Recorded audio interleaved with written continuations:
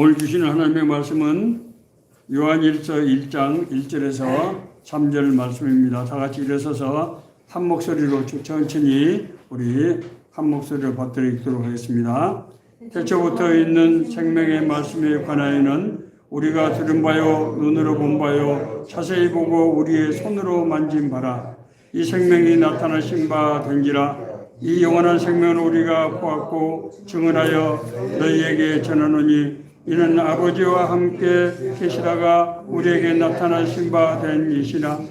우리가 보고 들은 바를 너희에게도 전함은 너희로 우리와 사귐이 있게 하려 함이니 우리의 사귐은 아버지와 그의 아들 예수 그리스도와 더불어 누림이라. 아멘.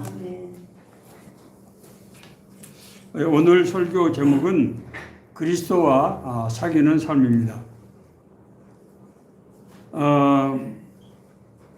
오병이어의 기적을 체험한 무리들이 예수님을 따라왔을 때 예수님께서 그들에게 말씀하셨습니다. 너희가 날 찾는 것은 표적을 본 까닭이 아니요 떡을 먹고 배부른 까닭이로다. 썩는 양식을 위해서 하지 말고 영생하도록 있는 양식을 위해서 일하라. 그렇게 말씀하셨어요. 그때 이 무리들이 그렇게 예수님께 물었습니다. 우리가 어떻게 하여야 하나님의 일을 하오리까? 그렇습니다. 구원받고 거듭난 사람들이, 그중에 많은 사람들이 내가 무슨 일을 어떻게 하면은 하나님의 뜻에 합당한 그런 삶이 되는 것인가, 하나님을 기쁘게 할 수 있는 그런 내 생애가 될 수 있는 것인가 하는 것을 묻는 것을 많이 보아왔습니다. 사실 이 설교는 굉장히 신학적인 내용을 담고 있기 때문에 여러분들이 다소 혼란스러울 수가 있는데 제가 친절하게 그래도 어쨌든 알기 쉽게 말씀을 정리해서 여러분이 전하게 되겠습니다.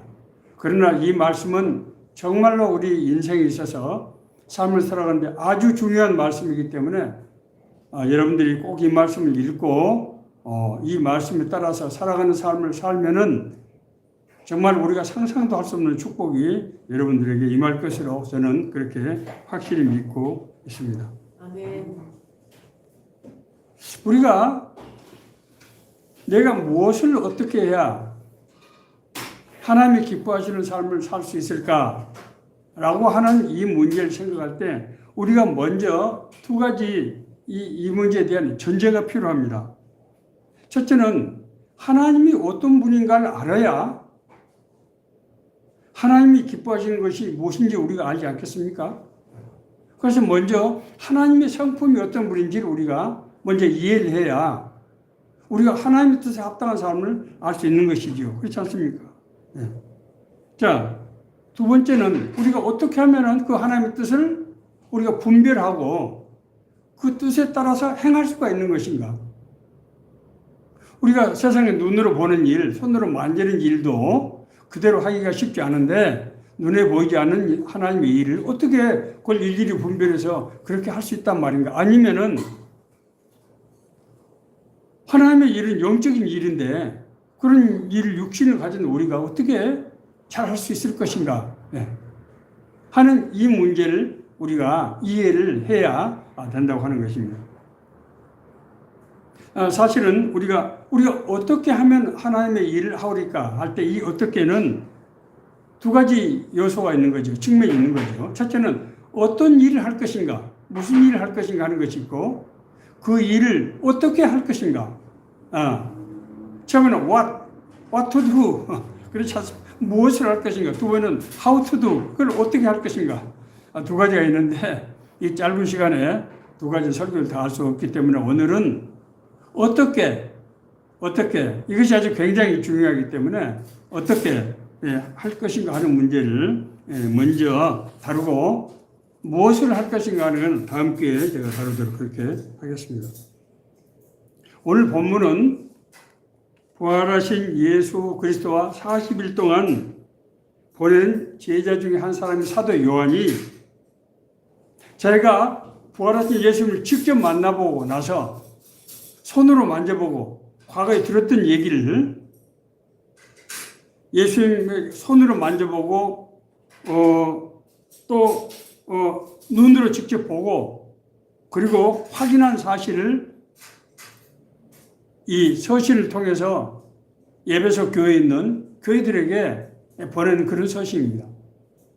그러면서 이것은 정말로 중요한 일이기 때문에 여러분들이 꼭 읽고 실행을 해야 된다 하는 그런 당부를 곁들여서 아주 간절한 마음으로 쓴 그런 서신이라고 하는 것을 여러분들이 먼저 아셔야 됩니다. 첫째로 사도는 예수 그리스도를 생명의 말씀이다 그렇게 표현하고 있어요.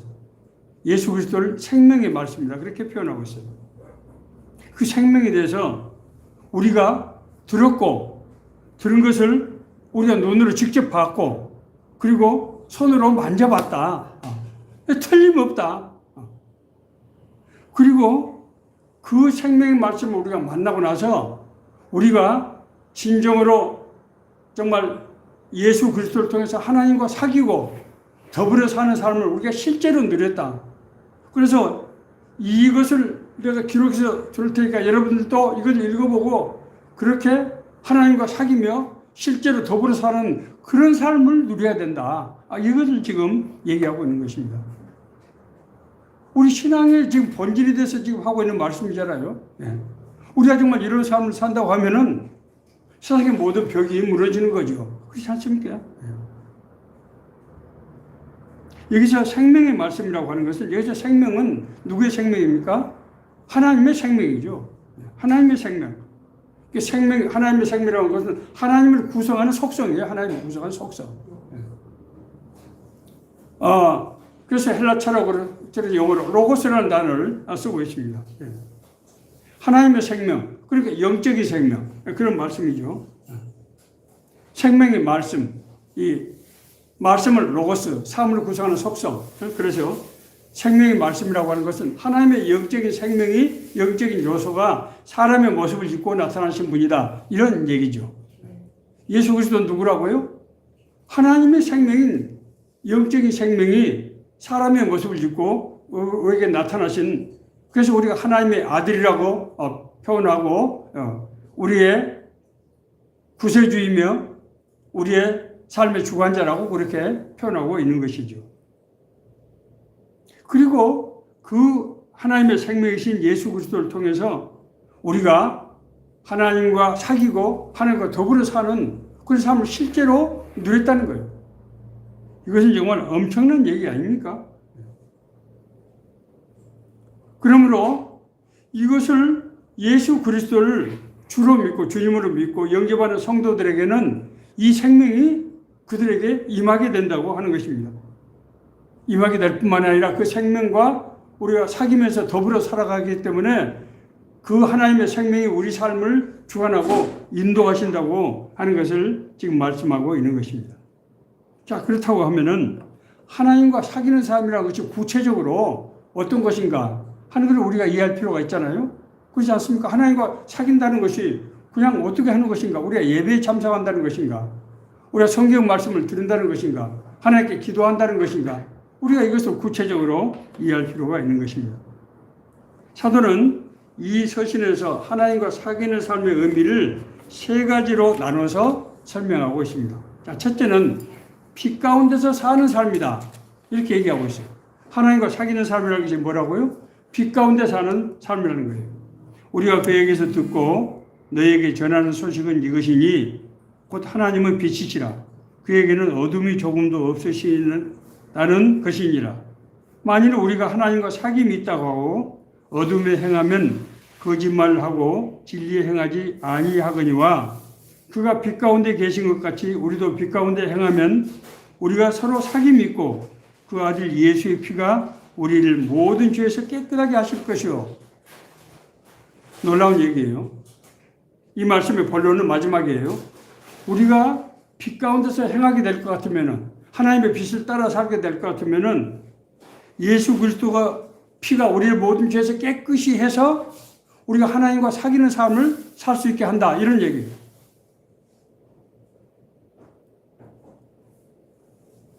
실제로 하나님은 빛으로 나셨습니다. 여기서 빛이라고 표현한 것은 하나님의 성품을 빛이라는 은유적인 표현을 쓰고 있지만은 사실은 하나님께서는 우리 인간에게 자기 자신의 존재를 알리기 위해서 빛이라는 형상으로 나타나셨다고요. 예수님께서 변화산에서 제자들에게 보실 때 흰빛의 형상에서 눈을 뜰 수 없는 그런 흰빛의 형상으로 나타나셨죠. 하나님께서 다메섹 도상에서 바울을 만나 주실 때 어떻게 됐습니까? 흰빛으로 와서 눈이 그냥 멀어버렸어요. 너무 강렬한 빛이기 때문에.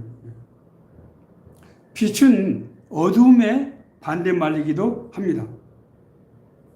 자, 하나님이 빛이기 때문에 예수님은 하나님의 속성이 사람의 모습을 입고 오셨다고 그랬잖아요. 그러면은 예수님은 예수님의 안에 예수님을 이루는 속성이 누구예요? 뭐예요? 빛이죠, 빛. 그렇죠. 그래서 예수님 안에 빛이 있는 거예요. 그래서 우리가 예수 그리스도 안에는 예수 그리스도를 영접하면은 예수 그리스도 안에 있는 빛이 어떻게 돼요? 우리에게 임하게 되는 것이고 우리가 빛 가운데 행할 수 있게 되는 거예요.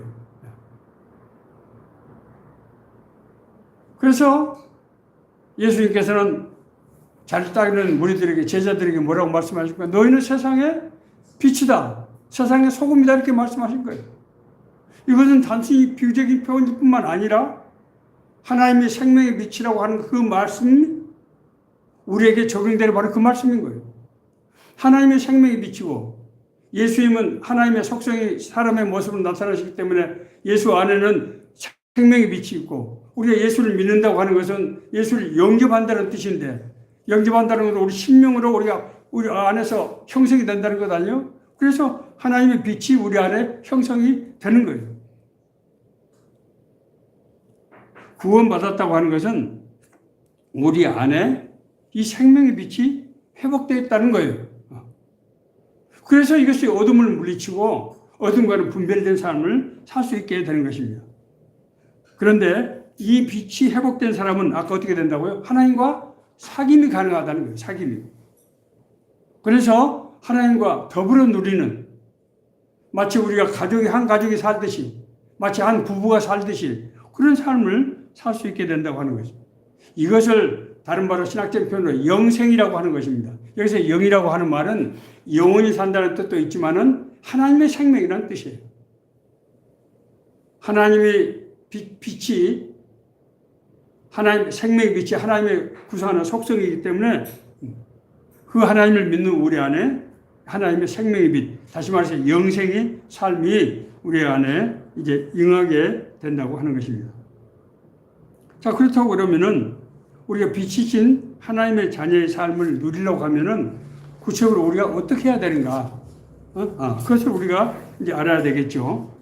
만일 우리가 우리 죄를 자백하면 그는 미쁘시고 의로사 우리 죄를 사하시며 우리를 모든 불의에서 깨끗하게 하실 것이요.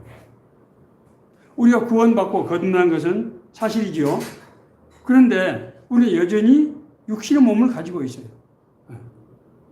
그래서 육신의 몸을 가진 사람은 우리 안에서 일어나는 육신의 소욕을 이게 극복하는 것이 쉽지 않고 그래서 자꾸 사실은 죄를 짓게 돼요.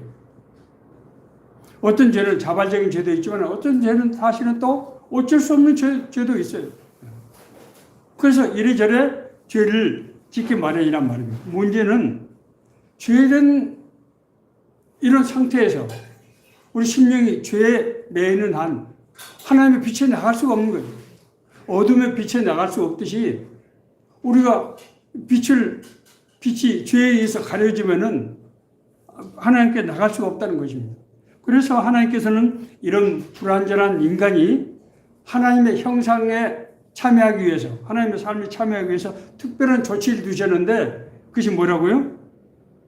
우리가 죄를 자백하고 인정하고 그 죄로부터 돌이키는 회개 제도를 하나님께서 만드신 거예요.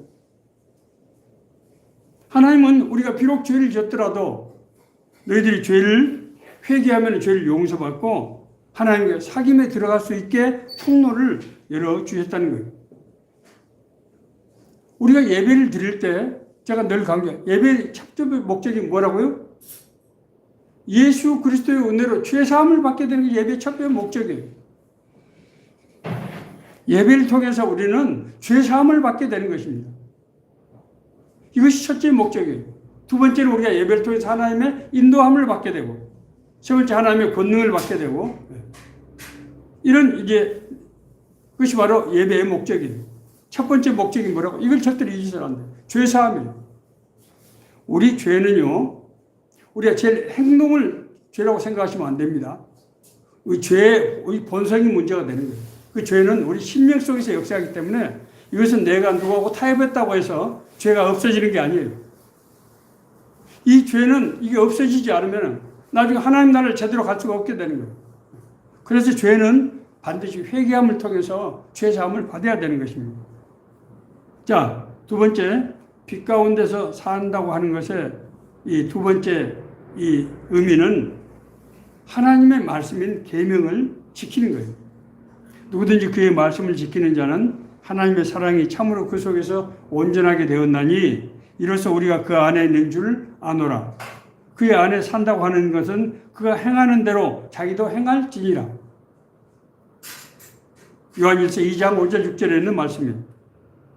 하나님의 말씀을 지키며 살면은 우리 안에 하나님의 사랑이 능력이 형성이 되어서 우리가 하나님을 사랑하게 되고 그래서 하나님의 말씀의 뜻대로 살 수 있게 된다고 하는 거예요. 하나님의 말씀은 단순히 교훈이 아니고 우리 삶을 변화시키는 능력이라고 말씀드렸죠. 하나님의 말씀은 살아있고 활력이 있어 자고 날선 어떤 검보다 예리하고 우리의 심령과 골수를 쪼개며 마음의 생각 같아서 감찰하시는 거거든요. 우리가 하나님의 말씀을 단순히 교훈을 받아들여서는 안 된다는 거예요. 이거 말씀을 읽고 그 말씀을 우리가 따라 순종하게 되면은 말씀 우리 심령 속에서 역사에서 사람이 트랜스포메이션 우리가 형질이 바뀌게 되는 거예요. 하나님의 성품으로. 그리스도를 믿는다고 하는 것은 그리스도를 영접한다는 뜻이죠. 영접하는 자, 곧 그 이름을 믿는 자에게는 하나님의 자녀가 되는 권세를 주셨으니 우리가 믿는다고 하는 게 영접한다는 거예요. 영접한다고 하는 것은 예수님과 함께 산다고 하는 것인데 우리가 예수님과 함께 산다는 말이 무슨 말입니까? 예수님의 말씀을 지켜서 산다는 거예요. 말씀의 능력은 단순히 교훈이 아니고 우리 인간 안에서 역사에서 우리를 이끄시는 그런 권능이 말씀이기 때문에 우리가 예수 그리스도와 함께 산다고 하는 것은 하나님의 예수님의 말씀에 따라서 살 때 그런 능력이 역사가 나타난다는 거예요. 내가 아버지의 계명을 지켜 그의 사랑 안에 거하는 것 같이 너희도 내 계명을 지키면 내 사랑 안에 거하리라. 우리가 예수 그리스도의 사랑을 받는다고 하는 것은 뭐라고요? 그의 계명을 지켜서 우리가 행하는 거예요. 그렇기 때문에 우리가 예수 그리스도의 하나님의 말씀을 늘 묵상하고 말씀을 지켜 살 때 그 말씀이 우리에게 지식과 교훈도 되지만은 우리를 변화시키는 우리의 심령과 골수를 쪼개며 마음의 생각 같아서 감찰을. 여러분 생각해 보세요. 우리가 죄를 지을 때 하나님의 말씀을 읽으면 어떤 현상이 일어납니까? 죄에 대해서 죄를 죄로 인식하게 되고 내가 죄를 지었구나. 하나님 앞에 정말 회개하는 마음이 생기고 회개를 하지 않으면 불안해서 살 수가 없게 되고 이것이 뭡니까? 죄에 대한 지식 때문에 그렇습니까? 아닙니다. 그 말씀이 우리 심령 속에 역사하기 때문에 그러는 거예요. 그래서 죄를 고백하지 않고 죄를 토설하지 않고는 견딜 수가 없게 되는 것입니다. 이것이 하나님의 말씀 우리를 주관하고 능력으로 변화시킨다고 하는 것이 결정적인 증거라고 하는 것입니다. 세 번째로 빛 가운데서 산다고 하는 것은 세상을 따라 살지 않은 것을 말하는 거예요. 빛과 어둠은 완전히 본질이 다르기 때문에 서로 병존할 수가 없어요. 빛인 사람이 어둠을 따라 살 수가 없는 것입니다. 어둠에 있는 사람들이 빛 가운데 나올 수가 없어요. 그래서 구원받고 거듭난 사람이 우리 어둠 속에 살게 될 때 큰 문제가 발생하게 됩니다. 보통 하나님께서는 고난을 준다든지 여러 가지 어떤 일을 통해서 그로부터 돌이키지 않을 수 없게 그렇게 보통 만드시는 거예요. 이것이 하나님께서 일반적으로 쓰시는 방법입니다. 사람은 누구를 믿느냐에 따라서 운명이 달라지는 거예요. 사람은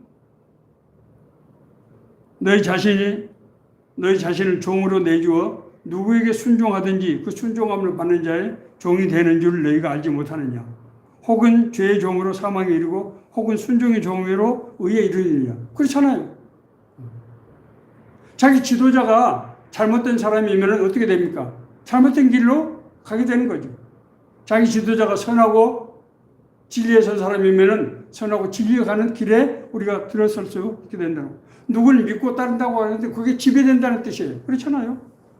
예수를 믿으면은 하나님의 영이신 성령에서 인도함을 받게 되지만은 육신의 소욕을 따르면은 육신을 지배하는 악의 영의 지배를 받게 된다는 거예요. 그래서 무서운 것입니다. 그게. 무슨 점을 치고 무슨 특별한 신접한 그런 능력을 가진 사람을 쫓을 때 그것이 얼마나 무서운 일인지, 그것이 단순히 내 삶의 어떤 무슨 뭐 돈이라든지 어떤 무슨 뭐 이런 문제라든지 그게 문제가 아니고 그걸 믿고 따른다고 하는 그 사람의 지배를 받게, 그 존재의 지배를 받게 되기 때문에 이것은 정말로 큰 문제라고 하는 거죠. 우리가 구원받았다고 하면서 예전에 육신의 몸을 가지고 살기 때문에 심령 속에서 우리 안에 하나님의 법과 이 죄의 법이 동시에 병존하고 있어서 우리가 자칫 잘못하면 육신의 소욕에 이끌리기 쉽단 말입니다. 그러나 우리에게 그런 갈등이 생길 때, 그런 혼란이 생길 때 절대로 이 말씀을 기억해서 그게 따라가서는 안 된다고 하는 것입니다. 우리 삶은 무엇을 선택하에 따라서 성령의 이끄시는 삶을 살 수도 있고 세상의 삶에서 행하지 못할 수도 있다고 하는 것입니다. 구원받은 사람이라 할지라도. 그래서 실제로 많은 사람들이 구원은 받았지만은 하나님의 은혜를 누리지 못하고 세상적인 삶에 매여 살아가는 그런 사람들이 있을 수 있다고 하는 것입니다.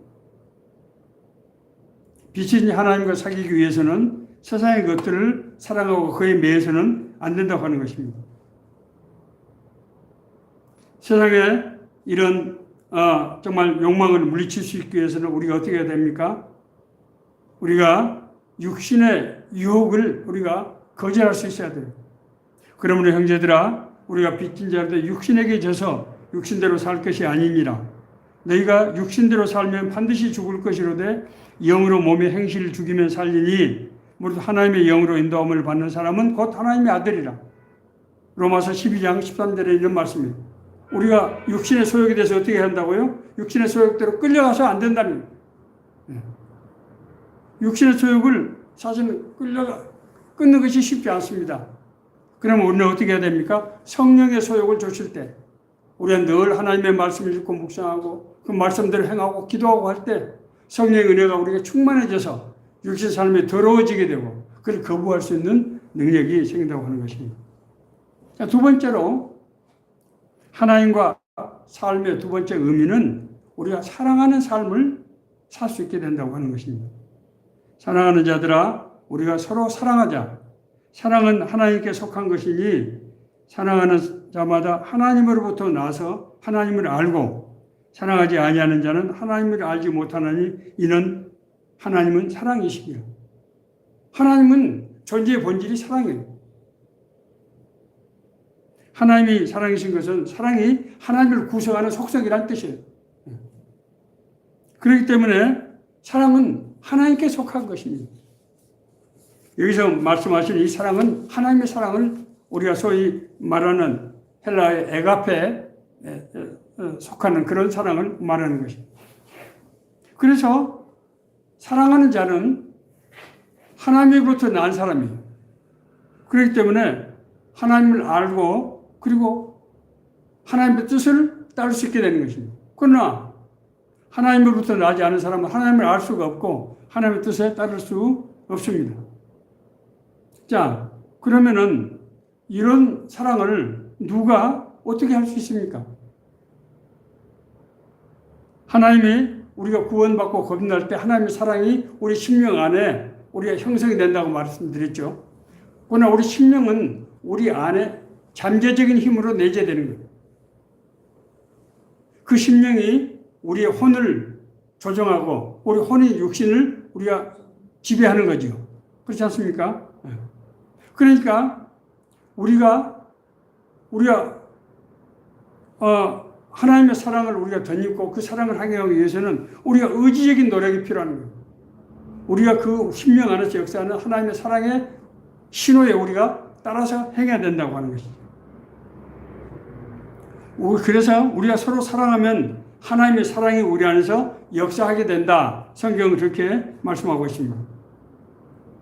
하나님의 사랑으로 구원받고 거듭난 사람은 우리 안에 하나님의 사랑이 형성이 되기 때문에 우리 심령 안에서 그런 사랑의 능력이 형성이 되기 때문에 우리가 그 사랑을 하면은 그 사랑의 능력이 실제적인 그런 능력으로 힘으로 나타나게 된다고 하는 것입니다. 그래서 우리에게로부터 그 하나님의 사랑을 받은 사람에게 그 사람을 변화시키는 사랑을 변화시키는 그런 능력이 역사하게 되는 것입니다.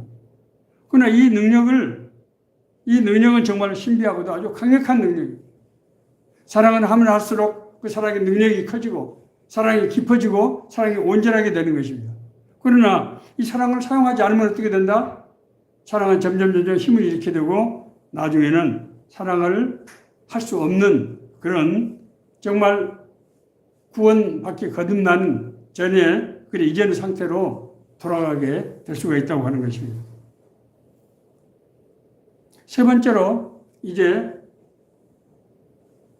우리가 하나님과의 사귐의 삶의 세 번째 의미는 의로운 삶을 말하는 거예요. 의로운 삶. 하나님의 자녀들아 이제 그의 안에 거하라. 이는 주께서 나타나신 바 되면 그가 강림하실 때 우리로 담대함을 얻어 그 앞에서 부끄럽지 않게 하려 함이라.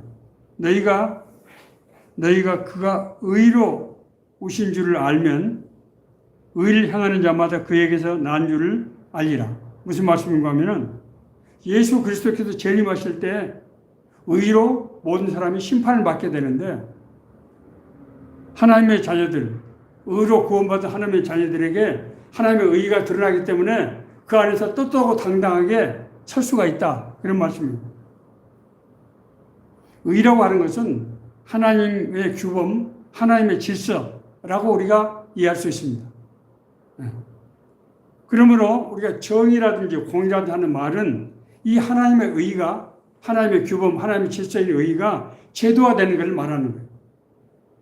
그래서 우리가 사회정의라고 할 때는 하나님의 의가, 하나님의 공의가, 하나님의 의로움이 하나의 제도로 만들어진 거예요. 나쁜 일을 하면 형벌을 받게 되고 좋은 일을 하면 상을 받게 되고 이게 제도화되는 것이죠.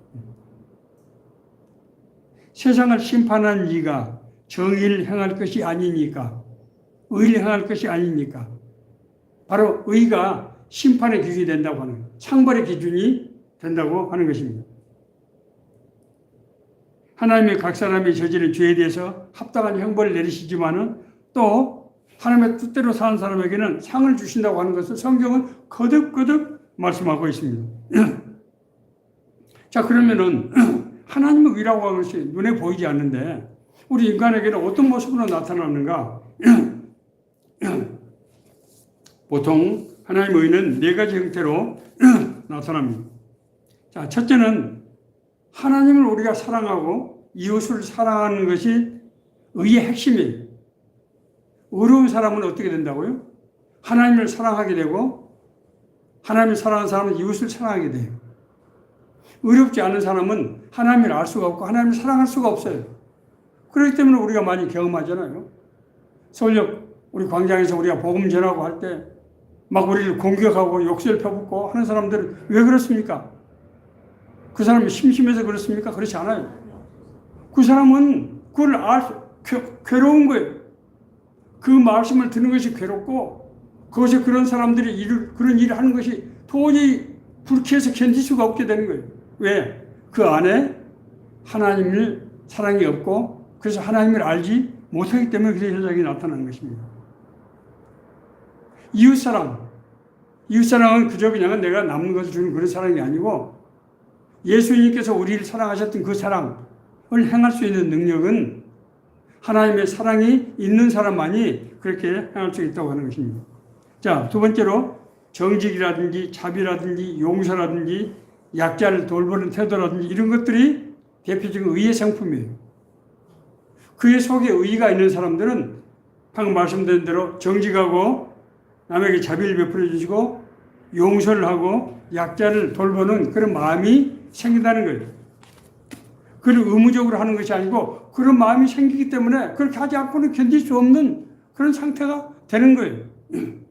세 번째는 우리가 얘기하는 갈라디아서 5장 21절 23절에는 성령의 9가지 열매, 그것이 대표적인 의의 성품이 우리가 현현 우리 삶 가운데 나타나는 형태입니다. 사랑과 희락과 화평과 자비와 양선, 온유, 겸손, 오래 참음, 뭐 이런 현상들이 어떻게 된다고? 의로운 사람들, 의의가 있는 사람들에게 나타나게 되는 거예요. 그래서 이전에 슬기던 세상의 여러 가지 즐거움이라든지 도덕적이지 못한 거라든지 정의롭지 못한 것들이 싫어지게 되고 그래서 하나님의 뜻대로 살게 되는 것입니다.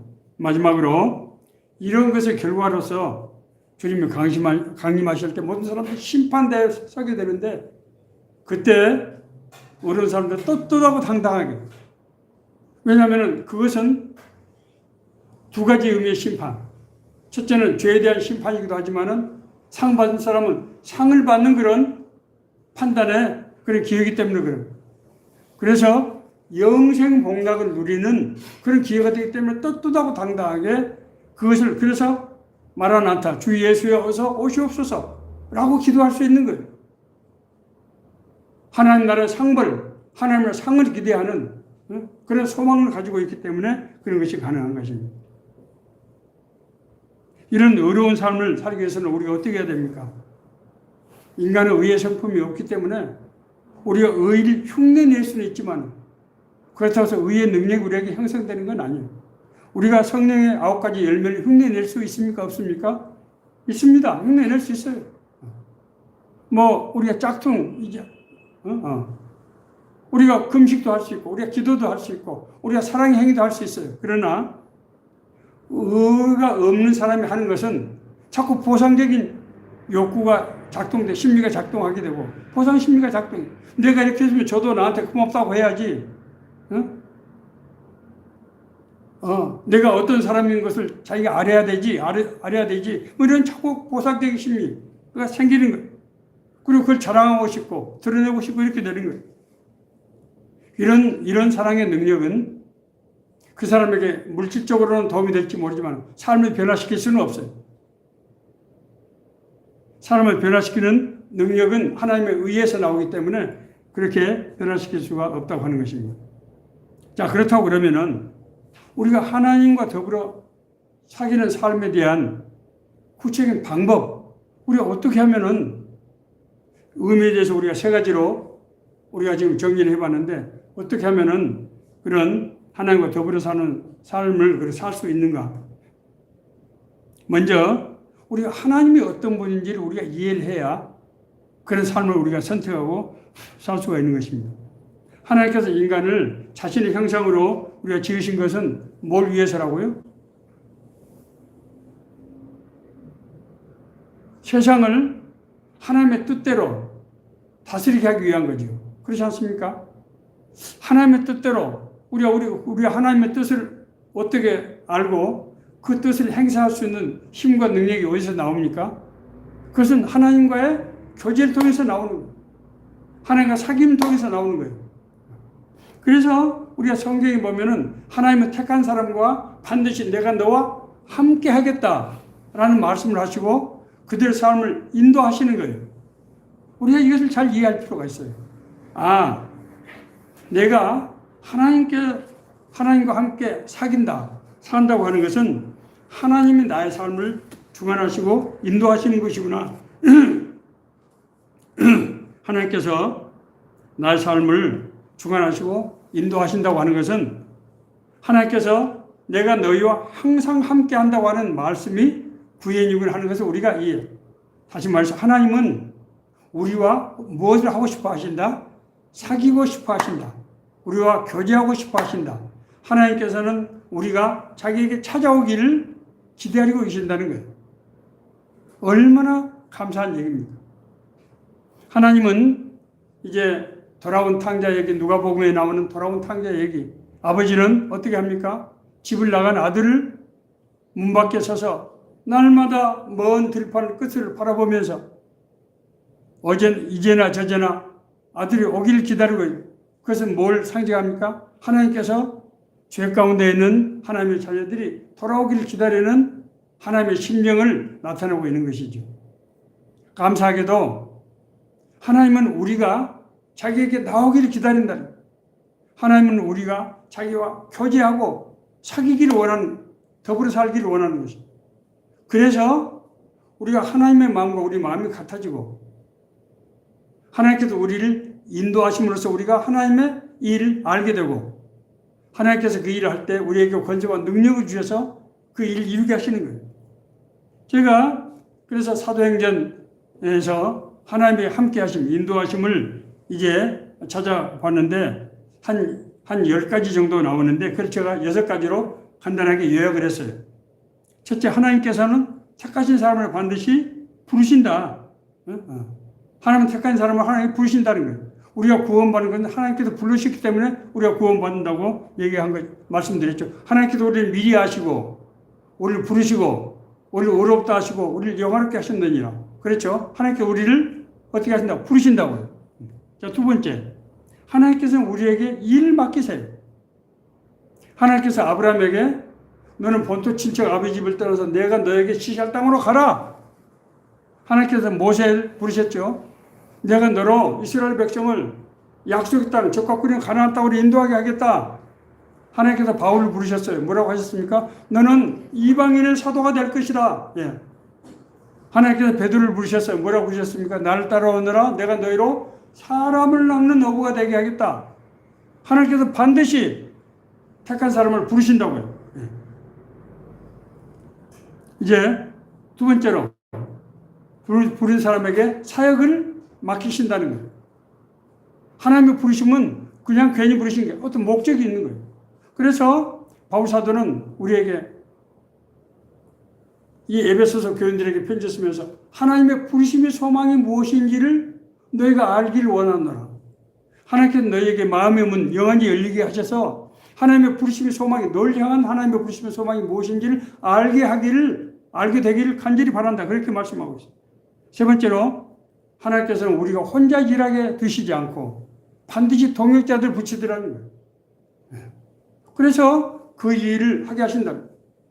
하나님께서 바울 사도에게 디모데를 붙이시고 하나님께서 루디아를 붙이시고 하나님께서 브리실라 아굴라를 붙이시고 하나님께서 디도를 붙이시고 이렇게 붙여서 그 일을 함께 하시는 거예요. 뿐만이 아닙니다. 하나님께서는 하나님의 뜻을 알고 하나님의 지혜를 우리에게 주시는 거예요. 제가 여러 차례 간증했어요. 제가 직장에서 힘들고 어려운 일을 할 때 하나님께서 주신 놀라운 지혜로 내가 감당할 수 없는 일들을 처리했다. 하나님께서 저를 부르시고 저를 사용하시기 때문에 그 일을 반드시 해야 되니까 그 일을 할 수 있는 지혜와 능력, 내 인간적인 힘으로 능력으로 할 수 없는 것들을 하게 하신다는 거예요. 뿐만 아닙니다. 하나님께서는 우리의 삶의 과정을 보호하시고 인도하시면서 어찌하든지 우리가 잘못된 길로 가지 않고 하나님의 뜻대로 갈 뿐만 아니라 하나님께서 원하시는 바로 그 일을 할 수 있도록 인도하신다는 거예요. 마지막으로 하나님께서는 그 일을 하는데 권세와 능력을 주셔서 이것은 하나님의 권세와 능력이에요. 우리를 통해서 하나님의 능력이 나타나게 하심으로써 하나님의 뜻과 계획이 이루어지게 하신다는 거예요. 놀라운 은혜 아닙니까? 우리가 이것을 알면은 정말 하나님과 사귀며 교제하고 싶은 삶, 그런 생각이 들지 않습니까? 여러분은 어떻습니까? 자, 이런 삶을 살기 위해서 우리는 그러면 마지막으로 이제 어떻게 해야 될 것인가? 이것은 요한복음 15장 7절에 나와 있어요.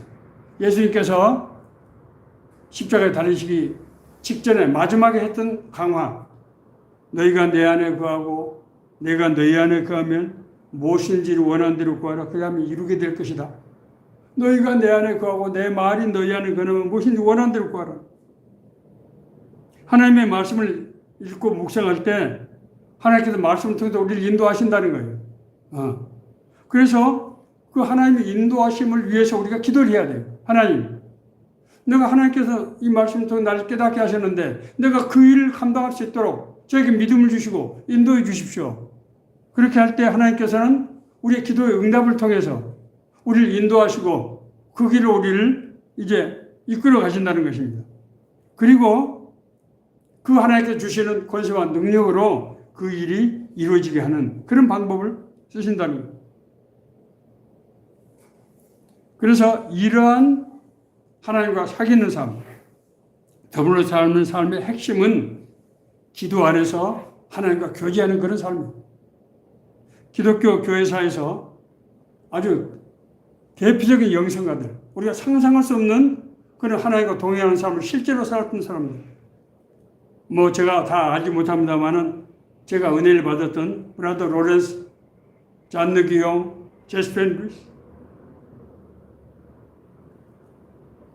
뭐 이런 사람들 저술을 통해서 많은 은혜를 받고 도전을 받았는데, 이런 사람들 저술에 나타난 법 보면 진짜로 하나님과 동행하는 삶, 마치 부부가 같이 살듯이 부자간에 서로 정말 같이 손을 잡고 가듯이 그런 삶이 얼마나 자세히 기록되는지 알 수 없어요.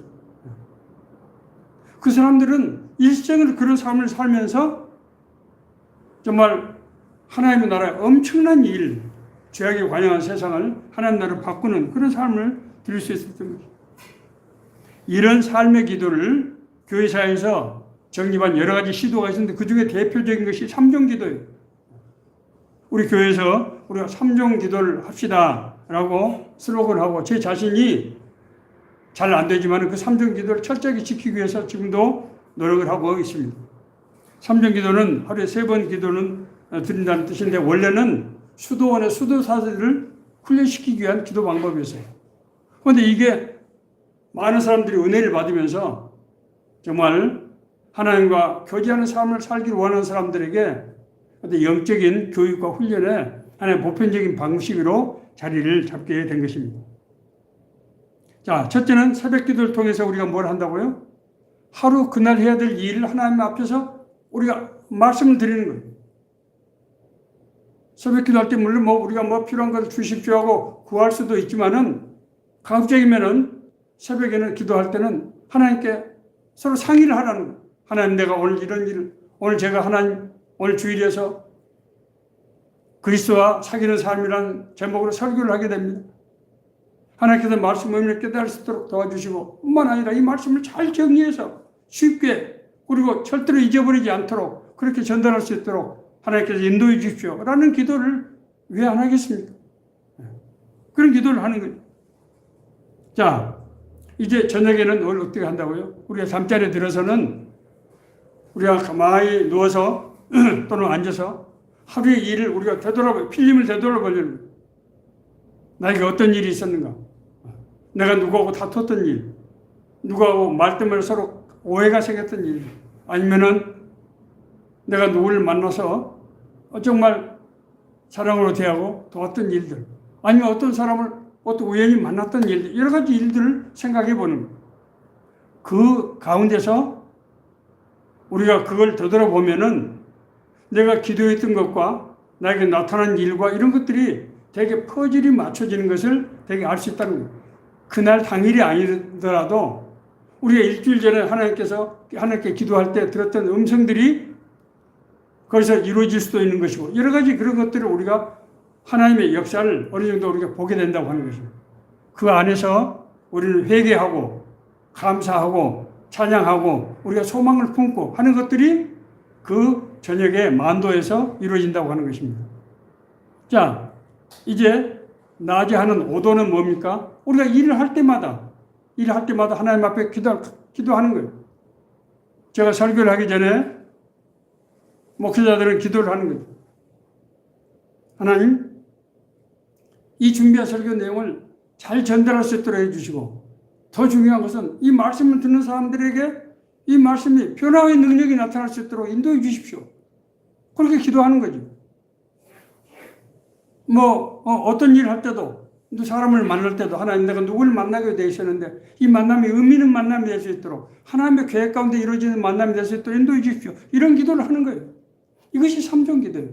삼종기도를 통해서 우리는 하나님께 물론 달라고 하는 것도 물론 있지요. 그렇지만은 하나님과 교제하는 삶. 그래서 이 더불어 삶이라고 하는 것은 우리가 하나님의 음성을 듣고 인도하심을 받고 그 일이 이루어지기 때문에 그걸 더불어 삶을 삶이라고 하는 거예요. 동행, 동역이라고 하는 것입니다. 이 방법은 앞서 말씀드린 기독교 사회에서 가장 대표적인 하나님과의 교제의 그런 수련 방법으로 세워졌고 지금도 가장 많이 쓰이고 있는 그런 방법입니다. 말씀을 마치겠습니다. 하나님의 뜻대로 살고자 하는 그런 이끌림들이 우리 안에 있어요. 하나님의 뜻대로 살지 못하고 세상에 힘들고 어려울 때일수록 뭔가 내가 하나님의 은혜가 나에게 절실하다. 은혜를 받았으면 좋겠다. 이런 마음이 안 들면 그건 정상이 아니죠. 그건 신자라고 할 수 없는 거예요. 이것은 우리 안에 그런 이끌림이 있는 것은 하나님의 부르심이라는 거예요. 하나님께서 우리를 부르시고 있는 신호예요. 그러면 우리는 그 하나님의 부르심에 물어봐야 됩니다. 하나님, 내가 무엇을 어떻게 할까요? 우리가 어떻게 하나님의 일을 하오리까? 라고 기도하면은 하나님께서 그 기도에 대한 응답으로 우리 길을 우리가 뭘 생각나게 하신다는 거예요. 우리가 잘못된 것도 생각나게 하시고 우리가 해야 될 것도 생각나게 하시고 우리가 하고 싶은 것도 생각나게 하시고 그렇게 하시는 거예요. 그럴 때 우리가 믿음으로 그것을 행할 때 그것이 실제적으로 우리 삶 가운데 나타나게 되고 하나님과 그런 과정을 통해서 동행하는 삶을 살게 된다고 하는 것입니다. 사도 요한이 자기가 실제로 부활하신 예수님을 40일 동안 만나면서 이런 모든 걸 체험하고 이것이 얼마나 중요한 일이었던지 이 편지에 써서 에베소 지역에 있는 모든 교회 회람서신으로 교회마다 돌려가면서 읽도록 그렇게 하면서 반드시 이것을 읽고 하나님의 은혜를 누리는 그런 삶을 살게 되기를 바란다. 그렇게 말씀하고 있습니다.